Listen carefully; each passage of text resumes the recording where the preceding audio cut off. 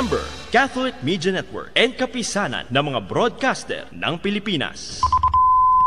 Mga kapanalig, ang ating Philippine Standard Time, 32 minuto makalipas sa alas 9 ng umaga. Ronda Veritas Report. Ating pakinggan ang pag-uulat ni Nolan Ariola tungkol sa paghahanda ng pamahalaang lungsod ng Marikina sa anumang paparating na kalamidad. Go ahead, Nolan. Maraming salamat mga kapanalig. Tiniyak ni Marikina City Mayor Maan Teodoro na handa ang lokal na pamahalaan sa mga paparating na bagyo. Sinabi ni Teodoro na bilang paghanda sa inaasahang pagpasok ng mga bagyo, ang mga equipment at mga frontline personnel ng lungsod ng Marikina ay naka-preposition na para tumugon sa anumang emergency situation. Ayon kay Teodoro, agaran nilang i-deploy ang mga ito sa mga lugar na kailangan ng tulong. Gayon din, mayroon din anya silang mga volunteers na handang tumulong sa mga residente bilang augmentation force para sa mga tauhan o frontline personnel ng lungsod. Pinayuhan din ni Teodoro ang kanilang mga kababayan na maging mapagmatsyag at maging laging handa sa anumang kaganapan.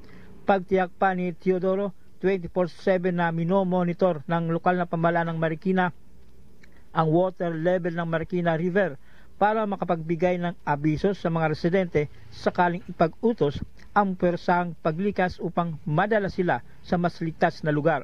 Para naman sa mga emergency concern ng mga residente, pinapayuhang makipag-ugnayan sa kanilang mga barangay o sa mga emergency hotline ng lungsod ng Marikina. Marikina 161 has been constantly giving live feeds sa ating ilog. So nakikita po ng ating mga kababayan kung anong level na Marikina citizens are well trained and they already know na kapag actually may sirena kami na ginagamit na on their first alarm maririnig po yun, alam nila na they have to be alert.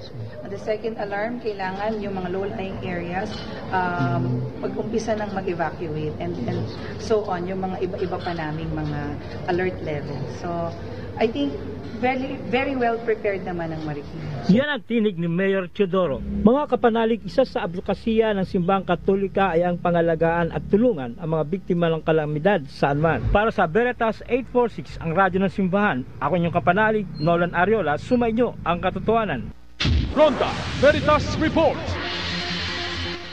Katotohanan. At muli pong nagbabalik ang Katoktahanan. Armado ka, kasama pa rin po si Miss Agnes, si Dr. Eleanor at din si Sir Arman. So yan.